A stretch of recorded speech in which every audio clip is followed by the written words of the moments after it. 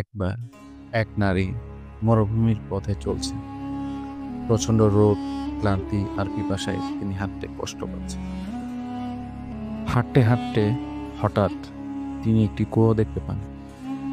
আনন্দের সেখানে গিয়ে নিজে পানি পান করেন।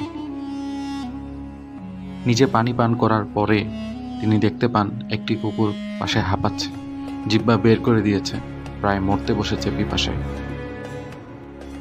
নারীটি কুকুরটির কষ্ট দেখে ব্যথিত হয়। নিজের জুতা দিয়ে কুয়ো থেকে পানি তুলে কুকুরটিকে পান করান এবং নিজের রোগান্তকে দিতে আবার রওনা হন। বন্ধুরা, সহিহ বুখারী শরীফে উল্লেখ আছে, রাসূল সাল্লাল্লাহু আলাইহি ওয়াসাল্লাম বলেছেন, আল্লাহ এই কাজের জন্য ওই নারীকে ক্ষমা করে দিয়েছেন এবং তাকে জান্নাত দান করেছেন। তাই এই গল্প থেকে আমরা এই শিক্ষা পেলাম যে একটি ছোট ভালো কাজও যদি আন্তরিক হয়, আল্লাহর কাছে অনেক বড় হয়ে যেতে পারে। তাই কখনো কোনো ভালো কাজকে তুচ্ছ ভাবো না।